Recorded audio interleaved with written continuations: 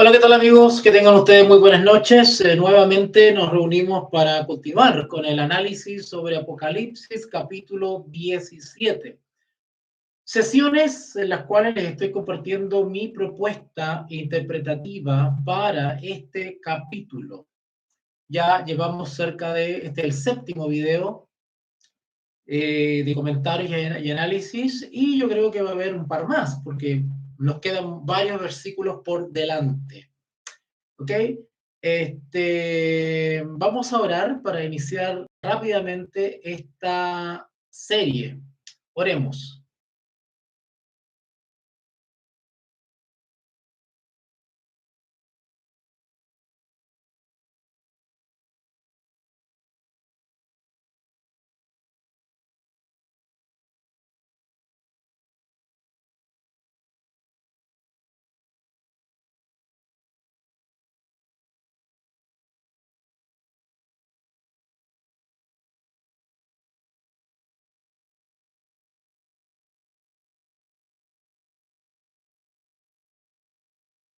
Amén. Amén. Bueno, vamos a retomar entonces lo que habíamos dejado en la transmisión anterior y tiene que ver con esta descripción impresionante de la bestia papal. Y recuerden que la descripción es extrapolada, es intercambiable y entre mujer y bestia hablando del mismo poder que merece la condenación, la sentencia de Dios. Y este capítulo 17 hemos dicho ya en reiteradas ocasiones que es justamente la descripción de sus delitos. ¿Okay? Yo les recomiendo que se tomen el tiempo y vean los videos anteriores, vayan a la sección lista de reproducción de mi canal, de este canal, y ahí van a encontrar en orden la sección donde está esta serie sobre el séptimo.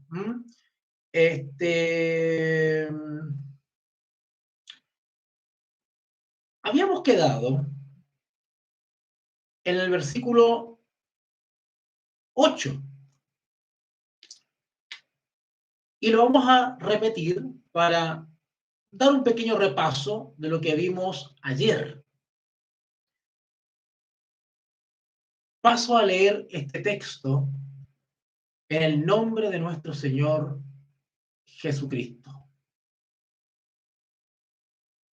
La bestia que has visto era y no es, y está para subir del abismo e ir a perdición. Esto lo expliqué latamente en la transmisión anterior. Y los moradores de la tierra, aquellos cuyos nombres no están escritos desde la fundación del mundo en el libro de la vida, se asombrarán viendo a la bestia que no era y no es y será. Noten que otra vez repite esta expresión tan enigmática de que era, no es y será.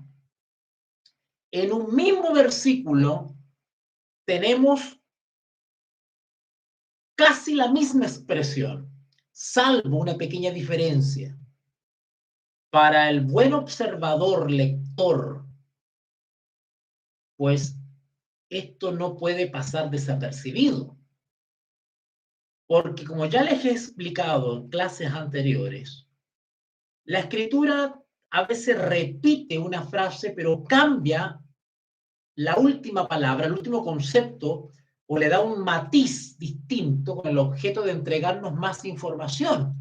Por favor, pongan atención en el versículo 8, Apocalipsis 17:8.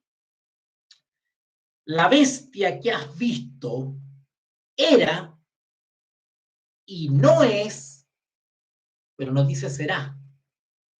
Dice, y está para subir del abismo e ir a perdición. Es decir, ¿cuándo va a subir del abismo e ir a perdición? Cuando será. Cuando se restaure completamente su poder, en otras palabras, la herida esté sanada, comienza a actuar de la misma manera cuando era, ese llegó el momento de su perdición. Y vimos también a qué se refiere eso con la perdición. Para luego repetir al final del versículo 8, la bestia que era y no es, será. Es decir, volverá a ser lo que era. Pero sabemos que en ese momento, en esa etapa que será, también llegará su perdición, es decir, no será por tanto tiempo como si lo tuvo cuando era. Eso lo expliqué y lo conversamos la clase anterior, ¿ok? Entonces quiero dejar claro en eso, de que el versículo 8 habla de la bestia porque está actuando en su plenitud el poder papal. La bestia, es decir, la iglesia, la mujer, actuando como un poder político de igual a igual con los reyes de la tierra, es más, en cooperación, en coordinación con los reyes de la tierra, como si fuesen uno. Por eso que el versículo 3 dice, y me llevó en el espíritu al desierto y vi una mujer sentada sobre una bestia escarlata llena de nombres de blasfemias, y se incluye todo en el paquete, que tenía 7 cabezas y 10 cuernos. Los 10 cuernos que no son de naturaleza religiosa, sino política, porque corresponden a 10 reyes que se pondrán de acuerdo, actuarán de conjunto, como un solo ser, como un matrimonio.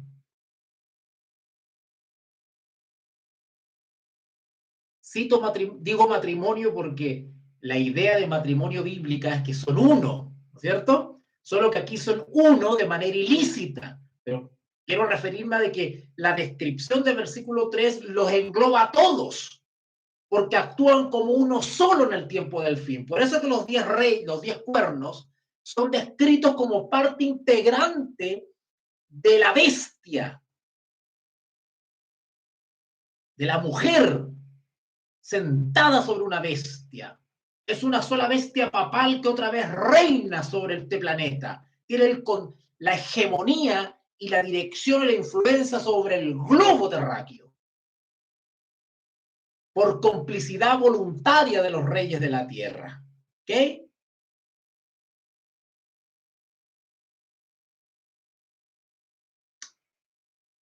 Así que cuando habla aquí en el versículo 8 de la bestia que has visto, era y no es, y está para subir del abismo e ir a perdición. Y los moradores de la tierra, aquellos cuyos nombres no están escritos desde la fundación del mundo en el libro de la vida, se asombrarán viendo a la bestia que no era, pero volverá a ser. ¿Se acuerdan cuando los llevé a Génesis capítulo 10 u 11, ¿se acuerdan? Y hablamos que los moradores de la tierra actuaban bajo un mismo propósito y por eso que armaron la torre de Babel y que tuvo que descender Jehová y deshizo la obra de ellos. Bueno, lo mismo se va a repetir hoy. Los habitantes de la tierra, aunque aquí en el capítulo 17 de Apocalipsis está descrito solamente la bestia papal, unida en un mismo sentir y propósito con los reyes de la tierra para construir esta torre de Babel moderna. ¿Y qué hará el Señor? Dejará que esta bestia se desarrolle hasta cuando será. Y cuando será, ocurrirá lo mismo que en Génesis, descenderá Jehová y los disipará por todas partes. Lo mismo va a suceder hoy día e irá a perdición, dice el texto. Porque ella dice, estoy sentada como reina y no soy viuda. Por tanto, cuanto ha vivido en deleites, ¿qué decían los habitantes de allá de Babel? Hagámonos un nombre, construyamos una torre y que llegue una cúspide que llegue al cielo. Tenían aspiraciones muy similares a los de la bestia de Apocalipsis 17 y los reyes de la tierra. Noten lo que dice acá el versículo 13, Apocalipsis capítulo 17, versículo 13. Perdonen que suba la voz, pero yo me emociono con esto. Estos tienen un mismo propósito, hablando de los 10 cuernos, es decir, los 10 reyes. Actúan de manera íntegra, integral y al unísono, coordinada, sincronizada, como si fuesen uno, con la bestia papal, la mujer bestia. Estos tienen un mismo propósito y entregarán su poder y su autoridad a la bestia. ¿Qué es lo que permite que la bestia será? ¿Por qué dice el texto? Era, no es y será. ¿Por qué logra otra vez ser como era? Logra, será. ¿Por qué logra otra vez actuar en este tiempo del fin como era? 1260 años de supremacía papal, porque los reyes de la tierra le entregan la autoridad y en virtud de esa autoridad política global que le entregan los reyes de la tierra, la bestia puede otra vez, será. Sin ese poder, solamente podría actuar como iglesia, como mujer. Pero el texto dice que es una mujer que monta una bestia. Y para la mujer, para ser bestia, para actuar como bestia, tiene que tener la autoridad, el poder y el dominio que le entregan los reyes de la tierra. Si los reyes de la tierra no le entregasen ese poder y autoridad, no podría actuar como bestia. Cuando la iglesia, la mujer, la gran ramera, actuó como actuó durante la Edad Media, porque la iglesia papal no actuó como iglesia en la Roma, en la Edad Media, actuó como bestia. Entiendan eso. Lo que le permite mutar de mujer a bestia es la autoridad, el poder y el dominio que se le entrega para reinar sobre los reyes de la tierra. Sin ese poder solamente quedaría como una iglesia, como una mujer.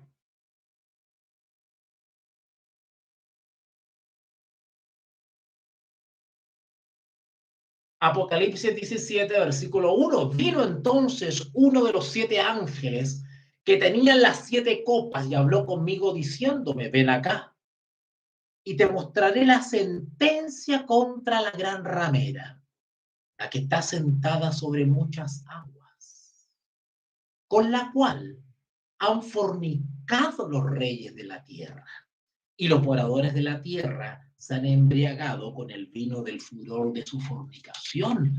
¿Por qué la bestia actúa como actúa en el tiempo del fin, como bestia, y vuelve a reinar sobre los reyes de la tierra? Porque se le entrega poder y autoridad. Apocalipsis capítulo 13. Me paré sobre la arena del mar, versículo 1, y vi subir del mar una bestia que tenía 7 cabezas y 10 cuernos. La misma descripción de Apocalipsis 17. Y en sus cuernos 10 diademas. Y sobre sus cabezas un nombre blasfemo.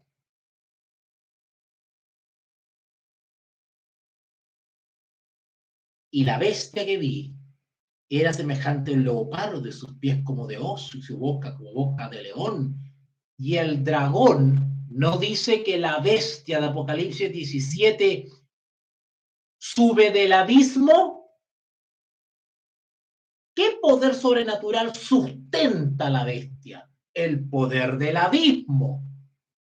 ¿Y qué es el poder del abismo? El poder del diablo. Acá dice, y el dragón le dio su poder y su trono y grande autoridad. No solamente ha erigido a este poder religioso sobre los reyes de la tierra, sino que ha usado el diablo a los reyes de la tierra para incrementar el poder y la autoridad de la bestia, para que pueda actuar.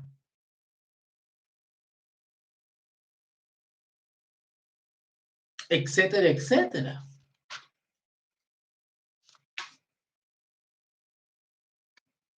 El versículo 9 dice lo siguiente. Esto. ¿Qué es esto? Esto es lo que acabamos de leer. El versículo 8. Eso es esto. Porque eso hay que decodificarlo, como se lo acabo de hacer ahora yo. Los entendidos tenemos el deber de decodificar. La teología tiene el deber de instruir, orientar, guiar, señalar, apuntalar. Esto para la mente que tenga sabiduría. Eso de sabiduría tiene que ver con epignosis, griego, que es más profundo que conocimiento intelectual. Sabiduría tiene que ver con discernimiento. los sentidos están tan agudizados y tan habituados al análisis de los misterios de Dios que podemos ver y discernir o descifrar o traducir o transmitir o notar lo que el Señor quiere decirnos en el texto, basados en los principios hermenéuticos de la Escritura, principios de interpretación bíblica. Ahora, si bien hay un esfuerzo intelectual humano en esto, pero ese esfuerzo intelectual humano no tendría eficacia si ese esfuerzo o si esas facultades cerebrales no están bajo la dirección del Espíritu Santo. Porque es el Espíritu Santo el que faculta sobrenaturalmente para discernir. Hay un discernimiento que es propio, natural, pero hay un discernimiento que nos permite ir más allá. Esto, para la mente, interesante que sea mente. Yo no sé si a ustedes les ha llamado la atención eso de mente. Esto es para la mente. La mente tiene que ver con los procesos cerebrales, neuronales, tiene que ver con el sistema nervioso, tiene que ver con los hemisferios cerebrales y las funciones que cumplen cada uno de esos hemisferios. Los lóbulos frontales, occipitales, parietales. Cada neurona con sus sinapsis y sus conexiones y la mielina, sus neurotransmisores, todo el proceso cerebral está bajo la influencia sobrenatural del Espíritu Santo. Esto es para la mente. Esto es para la mente que tenga sabiduría. Porque hay mentes que no tienen sabiduría.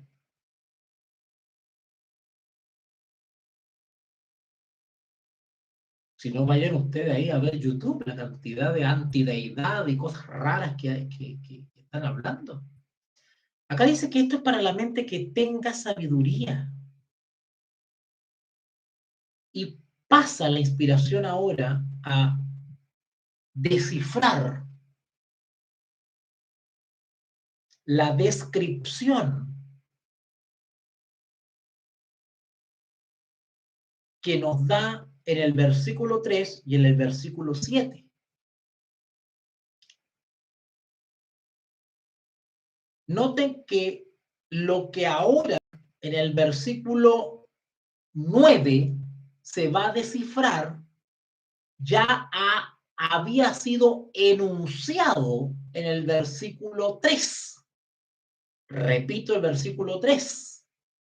Y me llevó el espíritu al desierto y vi a una mujer sentada sobre una bestia escarlata llena de nombres de blasfemia. Y acá está. Escuchen. Que tenía 7 cabezas y 10 cuernos. No lo voy a explicar porque ya lo expliqué. Y vuelve a repetir lo mismo en el versículo 7. Y el ángel me dijo, ¿por qué te asombras? Yo te di el misterio de la mujer y de la bestia que la trae, la cual tiene, otra vez dice, 7 cabezas y 10 cuernos. Primero se lo enuncia, versículo 3, luego le promete una explicación o decodificación, y ahora el 9 está la explicación y el misterio descifrado. Lo que vamos a leer ahora es la decodificación de ese misterio de las 7 cabezas y los 10 cuernos. Y este versículo 9 es la base para toda esta serie que he hecho. ¿Ah? Toda esta serie que se titula ¿Habrá muerto el séptimo rey de Apocalipsis 17? Bueno, está basado en este versículo 9. Así que estamos llegando al meollo de toda esta serie. Esto es para la mente que tenga sabiduría. Las 7 cabezas, voy a parafrasear un poquitito, ¿eh? Mira Juan. ¿Te acuerdas que en el versículo 3 te hablé de 7 cabezas y 10 cuernos? Y te acuerdas que en el versículo 7, y eso hace un momento nomás, te prometí que te iba a explicar eso de las 7 cabezas y los 10 cuernos. Bueno, ahora te lo voy a explicar. Porque te prometí, por orden del Señor, decirte el misterio de la mujer y de la bestia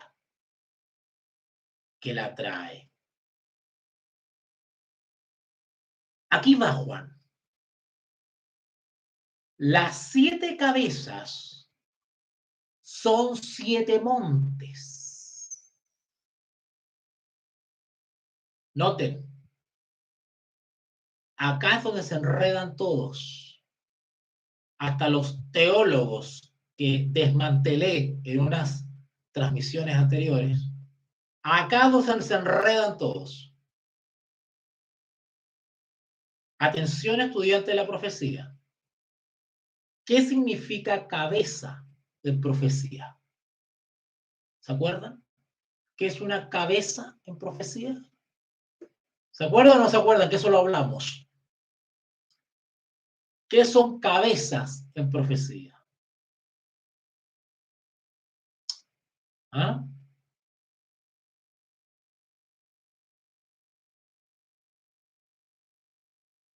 ¿Ah?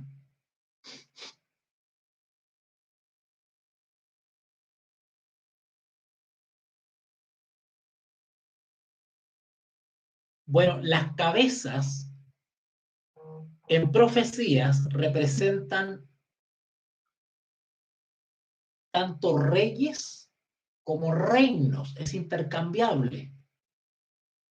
Tiene una aplicación general, reinos, pero también específica, rey, porque no hay reino sin un rey, y no se le puede decir rey a alguien sin un reino. ¿Ok? Son 2 elementos que son uno, son parte de la misma naturaleza, se deben el uno al otro. Cuando hablamos de cabeza, hablamos de reyes. Ahora, según el texto, ¿cómo aplicamos estas 7 cabezas? ¿A reinos o a reyes? Y si hablamos de reyes, estamos hablando de individuos, de personas, de monarcas, de gobernantes que lideran un reino.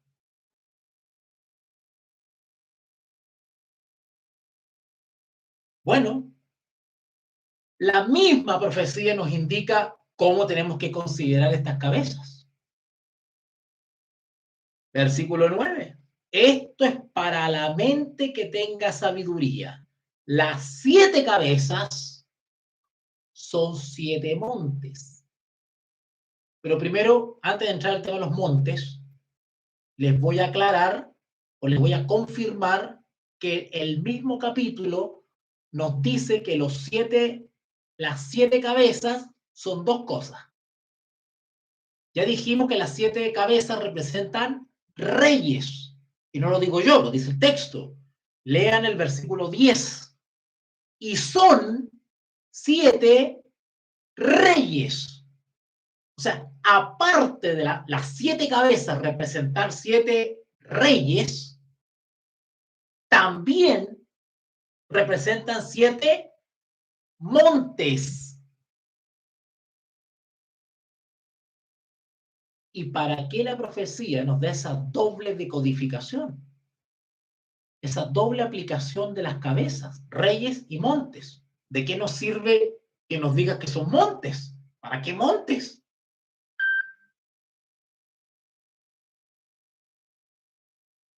Porque la profecía nos sigue dando señales para identificar al poder el cual estamos tratando.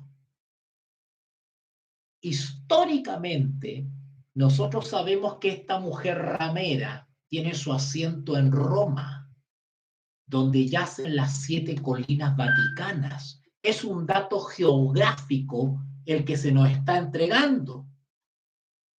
Es un dato geográfico el que se nos está entregando. O sea, la inspiración nos sigue apuntalando y afirmando para que no quede duda de que estamos hablando en este capítulo de Roma papal y la sentencia en el fin de los días. Así que el hecho de apuntar a las 7 cabezas que están en Roma, que son parte de la Roma papal, y más encima nos da el dato geográfico que está en 7 montes. Recuerde que la mujer está sentada sobre muchas aguas, general, pero específicamente sabemos que está en Roma, y más específicamente sobre 7 montes. O sea, no cabe duda alguna, desde lo macro, muchas aguas, hasta lo micro, 7 montes. No hay duda alguna que esto está sucediendo en Roma. Se está describiendo a Roma, papá. De ahí esta interpretación doble. Las 7 cabezas son 7 montes, sobre los cuales se sienta. ¿Dónde se sienta la mujer? Donde hay muchas aguas, naciones, pueblos, lenguas, muchedumbres. Nosotros ubicamos histórica y geográficamente eso en Roma, en Italia, donde yace un poder político religioso con las descripciones que da la profecía, y resulta que hay 7 montes. Roma papal. Hasta nos dice la misma profecía con su maravillosa exactitud que los 7 montes es donde se sienta la mujer.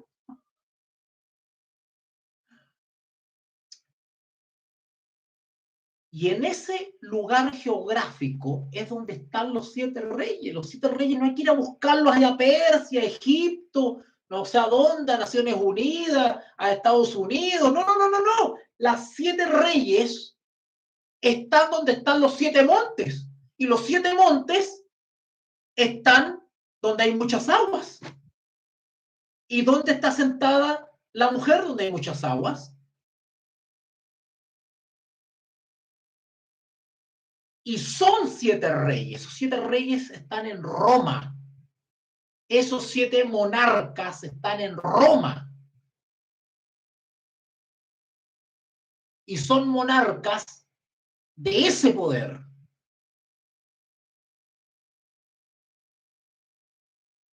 Y son 7 reyes. Y comienzas a dar más detalles sobre estos 7 monarcas de Roma.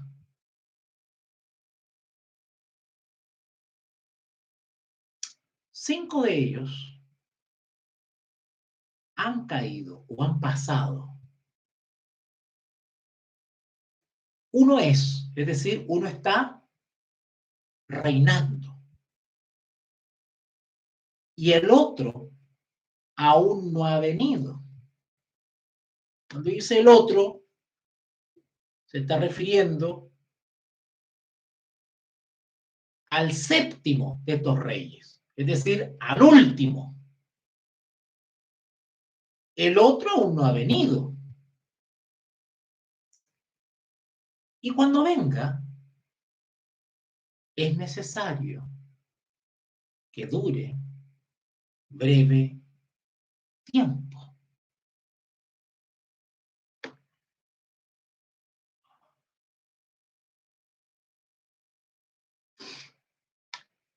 Yo quisiera hacer una pausa acá, es más, dejar el tema hasta acá,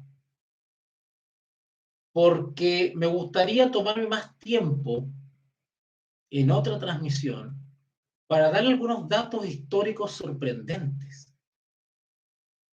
Porque resulta que esta mujer, esta gran ramera, esta bestia papal, ha tenido más de 200 monarcas en toda su historia.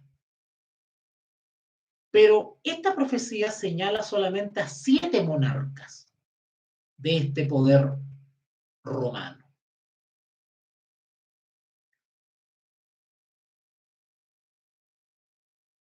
Por lo tanto, tiene que haber un punto en el cual habría que empezar a contar desde el reinado del primer monarca hasta el séptimo. Y tendríamos que averiguar desde qué año a qué año ha reinado desde el primer monarca al séptimo.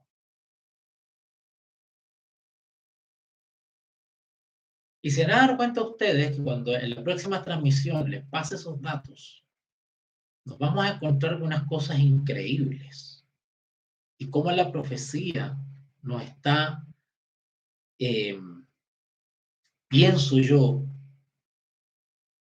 y de buena fe. Recuerden que yo les estoy describiendo una propuesta personal en base a mis estudios.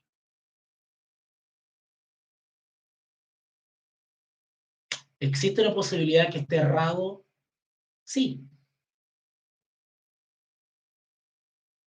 Pero hasta el momento, a mí nadie personalmente me ha rebatido. Nadie.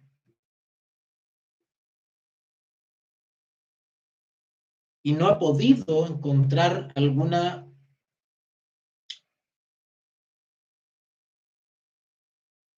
incoherencia en mi interpretación.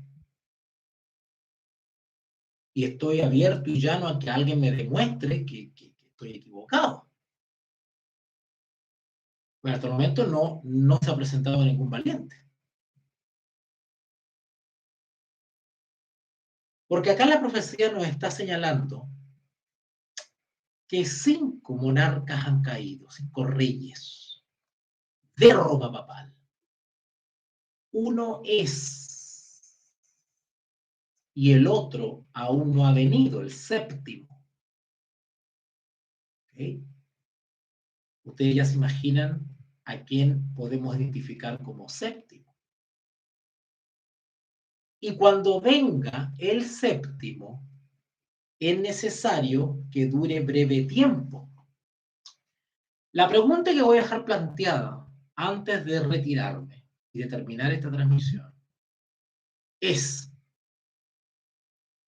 son 7 reyes, 7 monarcas de este reino papal, porque están en los 7 montes, están donde se sienta la mujer, son parte integrante de la bestia papal que monta la mujer. Así que estos son reyes de Roma papal. La pregunta es la siguiente. Dice la profecía que este séptimo debe durar breve tiempo.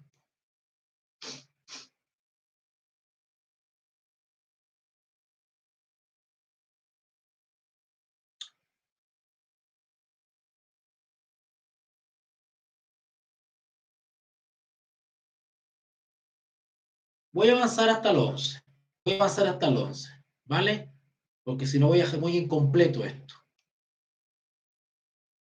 Bueno, son 7 reyes. 5 de ellos han caído, es decir, ya no reinan, han pasado. Voy a leerles la versión de Jerusalén porque es muy interesante lo que dice la versión de Jerusalén sobre estos textos. Y vuelvo a repetir, yo no lo digo con soberbia, lo digo con mucha amistad y mucha solidaridad y mucha disposición. Yo he emplazado a muchas personas, muchos sabiondos de YouTube, para que me rebatan esto y podamos discutir, pero nadie tiene los pantalones para hacerlo o las neuronas suficientes.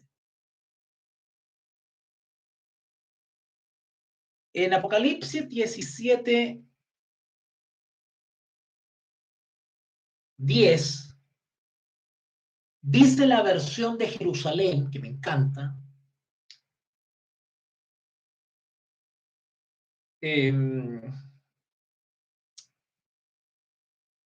Apocalipsis 17:10 de la versión de Jerusalén, 5 han caído, uno es, y el otro no ha llegado aún. Y cuando llegue, habrá de durar poco tiempo, dice la versión de Jerusalén. Leo el versículo 11 ahora, porque la inspiración vuelve a retomar a la bestia, porque es lo que está haciendo es desgranar a la bestia. La descripción lo que hace es tomar a la bestia y la desgrana. Ahora, ya que desgranó un poquitito, vuelve otra vez el versículo 11, la bestia, para que no se nos vaya el foco, vuelve a retomar el inicio, que era y no es. ¿Se acuerdan que el versículo 8 nos decía después del no es, nos decía y está para subir del abismo e ir a perdición? ¿Se acuerdan? Incluso el versículo 8 2 veces menciona la misma frase, dice que era, no es, está para subir del abismo o ir a perdición. Después al final dice, era, no es y será. Siempre cambia la última partecita, el será lo cambia por ir a perdición y está para subir del abismo. Son descripciones que nos da sobre el destino de este poder. Pero miren lo que dice ahora, nos agrega más datos. La bestia que era y no es, ya no dice está para subir del abismo e ir a perdición, ni tampoco dice será, sino que dice es también el octavo.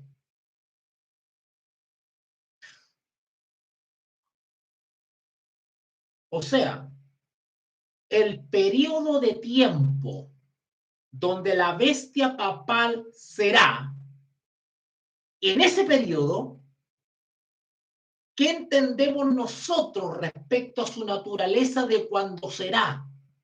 Cuando será, subirá del abismo, el poder del dragón, que inspira esa restauración de su poder global. Se nos anuncia ya el fin, ir a perdición. Pero en este periodo será, también actuará un octavo. Era, no es y está para subir del abismo, ir a perdición y es un octavo. O sea, no solamente los, entre comillas, supuestamente 7 anteriores, sino que el octavo vienen del abismo. Lógico, porque este poder completo no viene de Dios, viene del abismo. Pero el énfasis está en el será, que será la restauración de su poder es con poder de abajo, con un poder satánico. Hay un respaldo sobrenatural y espiritual que viene del abismo. ¿Vale? Y el abismo es la morada de los demonios.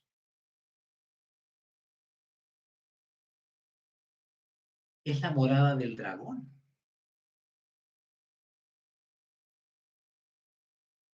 Cuando será, irá a perdición. Pero cuando llegue el periodo de será, actuará un octavo.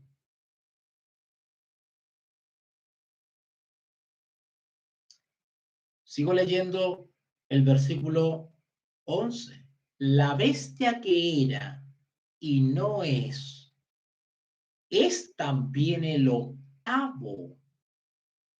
El octavo es parte de la bestia papal. El octavo pertenece a la bestia papal. La bestia que era y no es también el octavo. ¿Cómo? ¿Octavo qué? ¿Octavo qué? ¿Rey? ¿Que no son 7 reyes? La profecía dice que son 7 reyes, no 8. Pero acá hay un octavo. Ahora, el texto nos dice o no dice que es un octavo rey. La profecía literalmente ahí claramente dice 7 reyes. Pero resulta que aparece un octavo. Yo por años estudiando esto, yo decía lo siguiente antes. Lo digo antes, estoy hablando por allá para el año 2004, 2003, cuando yo exponía este tema. Y recuerdo que en ese entonces estaba lo que sería la sexta cabeza, el sexto rey, que sería Juan Pablo II. En ese entonces ya estaban los últimos años de Juan Pablo II, y yo estudiaba esta profecía. ¿Y saben cómo yo explicaba esto? Yo decía, ok, la profecía habla de 7 reyes, no habla de 8. Por lo tanto, ¿de dónde sale el octavo? Ahora, la profecía dice que aparece un octavo, pero el octavo sucede al séptimo.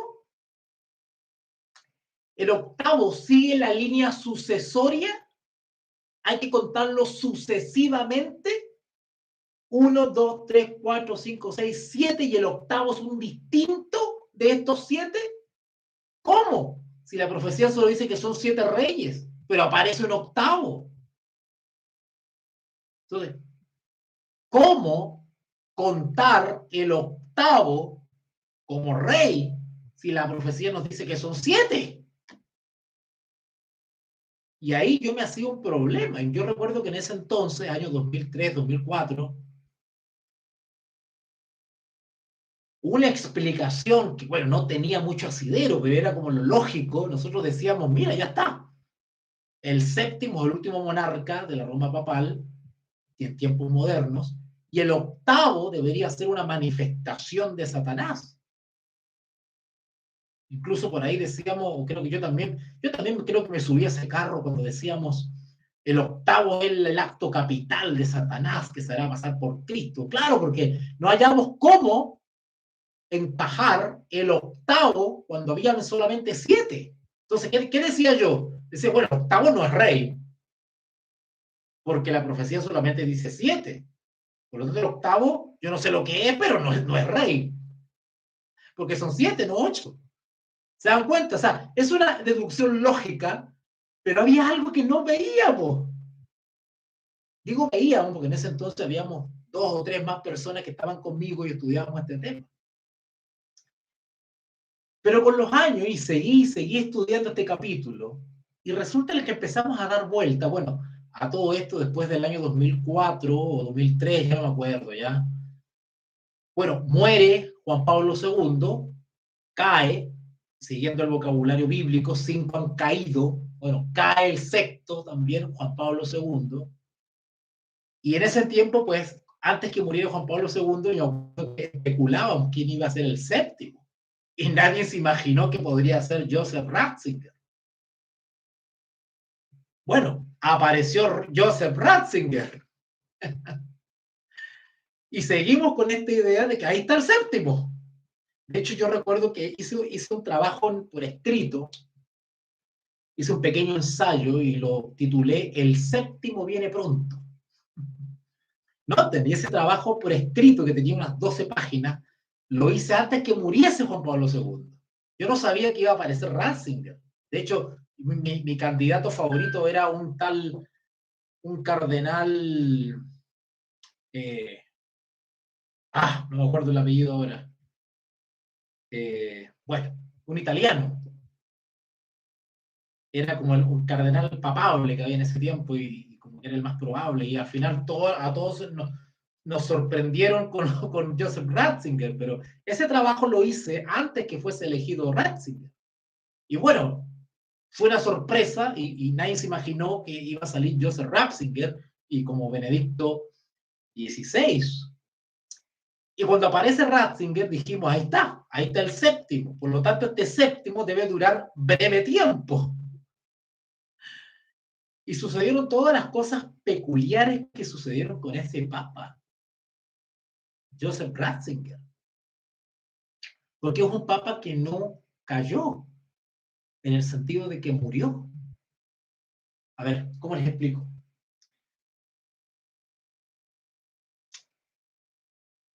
todos los antecesores de Joseph Ratzinger murieron, fueron sucesivos. O sea, los papas reinan de manera vitalicia hasta que mueren. Reinan toda la vida hasta que se mueren. Recién se escoge otro papa. Pero con Joseph Ratzinger no pasó eso. Estando en vida, renuncia a su cargo, no deja de ser papa porque sigue ostentando la calidad de monarca. Solo que ahí se creó otra figura nueva que ha revolucionado el papado, que es la figura del papa emérito. Eso no existía antes. ¿Qué es eso de papa emérito? Es un papa que, si bien no ejerce el liderazgo propiamente tal, sigue siendo papa. Técnicamente sigue siendo papa. Y una señal externa de que sigue ostentando esa calidad es una serie de cosas, como por ejemplo su vestimenta, vive en el mismo Palacio del Vaticano, qué sé yo, el territorio vaticano, etcétera, etcétera. Una cosa rara que se dio. ¿Y por qué se dio esa cosa rara? Porque la profecía también nos describe algo bastante raro también.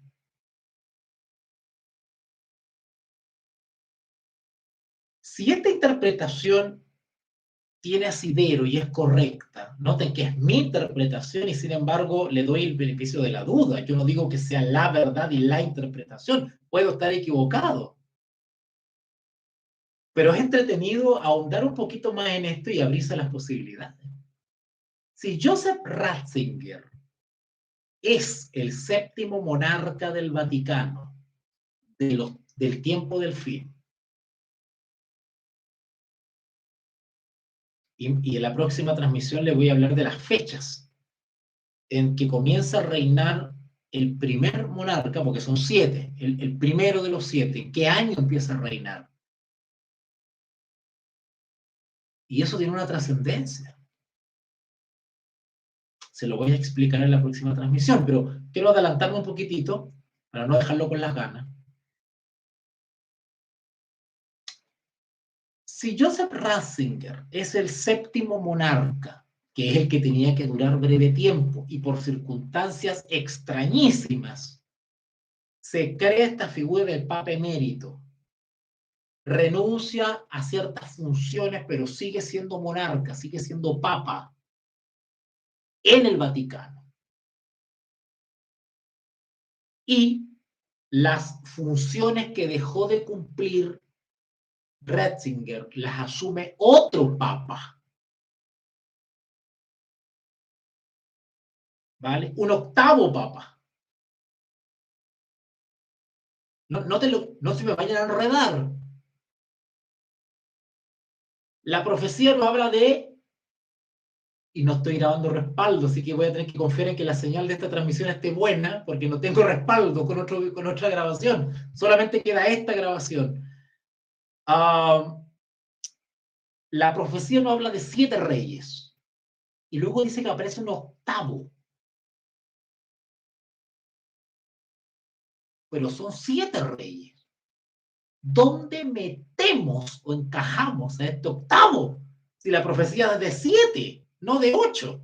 ¿Dónde metemos este octavo? ¿Qué hacemos con este octavo? ¿Qué sucedió? El séptimo, que es Ratzinger, renuncia,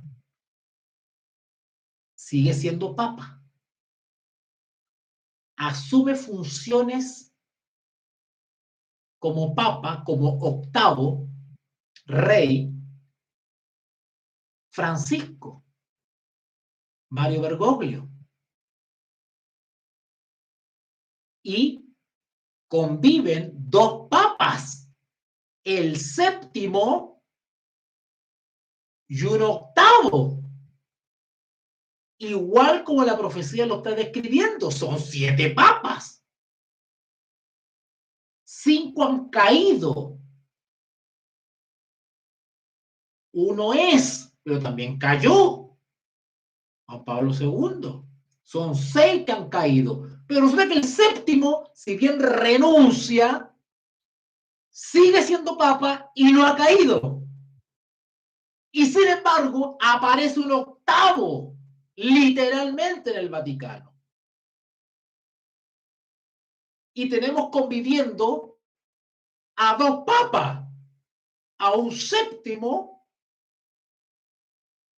y a un octavo que se viene a meter oficialmente como papa, como octavo monarca.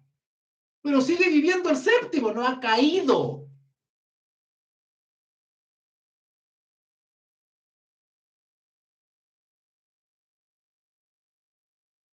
Lo que hizo Francisco es reemplazar a este séptimo. Eso fue lo que hizo.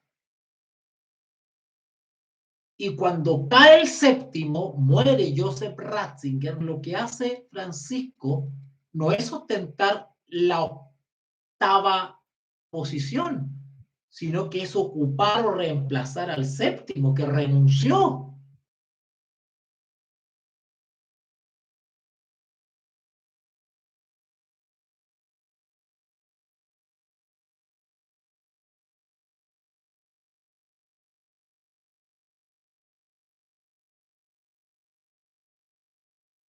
Lo que hizo el Papa Francisco no es suceder a Ratzinger, sino que lo reemplazó. Porque Francisco no aparece estando muerto o caído Ratzinger. Lo que hace es que viene a reemplazar al séptimo. Cuando muere el séptimo, Francisco lo que hace es seguir ostentando el lugar del séptimo. Y ahí se mantiene el número 7. No podía haber un octavo. Tenía que mantenerse el número 7. Ahora, ¿qué dice el texto bíblico? Apocalipsis 17:12. Perdón, 11. Apocalipsis 17:11. La bestia que era y no es también el octavo. Pero noten la característica del octavo. El octavo no sucede al séptimo, lo reemplaza. El octavo es de entre los 7. Al octavo hay que contarlo dentro de los 7. Y la única manera de contarlos es que el octavo reemplaza al séptimo. Por eso que se dio, el Señor permitió esta situación rara con Ratzinger, que renunciara pero siguiese siendo papa, pero no caía, no moría. Mientras tanto lo reemplazó en su lugar, porque Francisco vino a ocupar el lugar o a asumir las funciones de Ratzinger, porque Ratzinger ya no podía. El supuesto octavo es realmente el séptimo. Francisco vino a ocupar el lugar del séptimo. La profecía dice, y es de entre los 7. Se sigue manteniendo el número de 7 reyes. Y en los días de este séptimo rey ocurrirá la perdición. Y va a perdición. ¿Dónde se mencionó antes eso de la perdición? Versículo 8. La bestia que has visto era, edad media, no es solamente mujer y está para subir del abismo, o será. Recuerden que él será restauración de su poder. E irá a perdición. Cuando va a perdición, está la séptima cabeza gobernando. Será, según esto, y esta interpretación de este servidor, la restauración del poder papal debería suceder durante el reinado de Mario Bergoglio.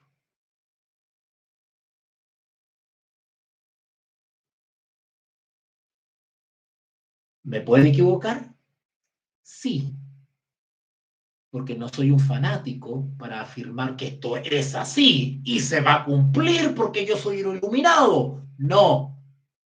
¿Puedo equivocar? Sí, puedo errar. Quizás pasan 3, 4 o 6 años más y no pasa nada. Pero hasta el momento lo que este servidor, y esto lo digo a título personal, ha investigado y logro ver acá, es así como lo estoy explicando.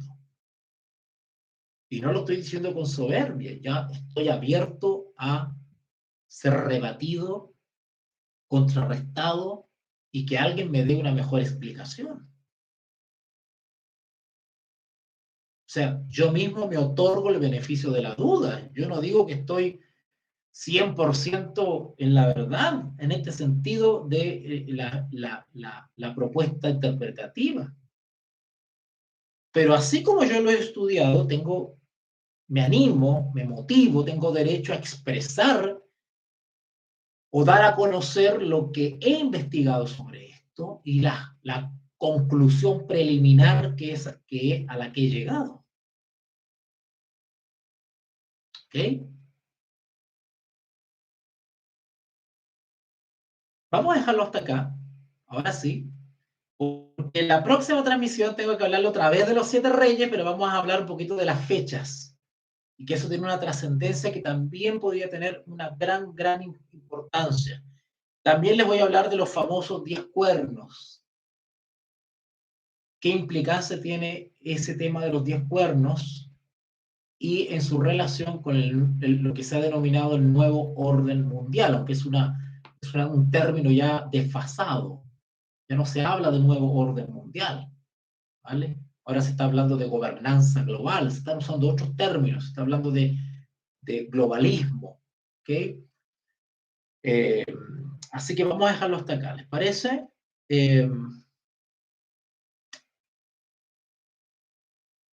Vamos a orar.